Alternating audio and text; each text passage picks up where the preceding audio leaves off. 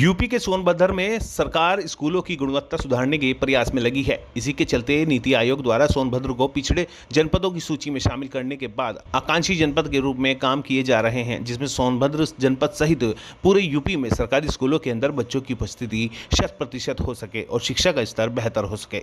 शिक्षा सत्र 2023-24 की शुरुआत से ही सोनभद्र में बच्चों को हाईटेक शिक्षा को बढ़ावा देने की नीति आयोग की पहल पर कई स्कूलों को कन्वेजीनियस पाल लैब से अत्याधुनिक तकनीकों से लैस करने की पहल की जा रही है, जिसमें दुर्दी ब्लॉक के 9 स्कूलों का चयन किया गया है।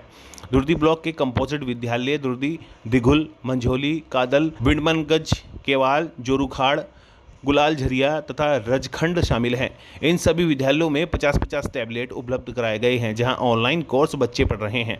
पाल लैब में कक्षा 3 से 8 तक के बच्चों को शामिल किया गया है। कंपोजिट विद्यालय दुर्दी में करीब 40 से 50 बच्चे टैबलेट से पढ़ते मिले, जो सरकार की इस पहल से काफ़ी खुश नजर आए।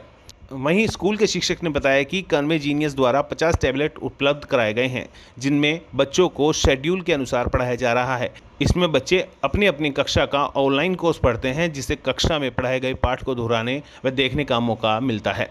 सर, ये देखिए, जो पाल लैब हमारे यहाँ है, ये आकांक्षी जनपदों के लिए एक कन्वेजीनियस नाम की एक संस्था है, उनके द्वारा ये जो है लॉन्च किया गया है। और हमारे विद्यालय कंपोजिट या दुर्दी में ये बहुत बेहतर तरीके से काम कर रहा है।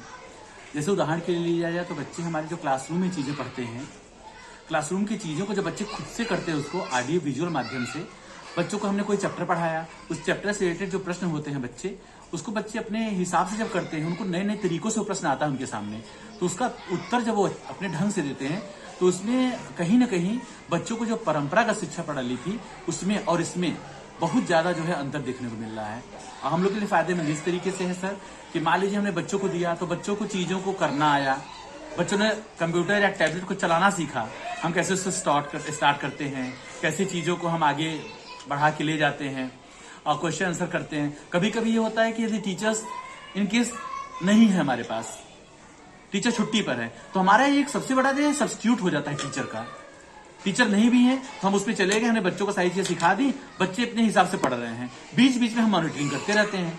तो ये बहुत अच्छा है सर। और ये पर्सनलाइज एंड एडाप्टिव लर्निंग इसका फुल फॉर्म है कि बच्चे खुद से जितना कर सकते हैं बेहतर, बच्चे उतना बेहतर खुद से जाकर चीजों को कर पा रहे हैं सर।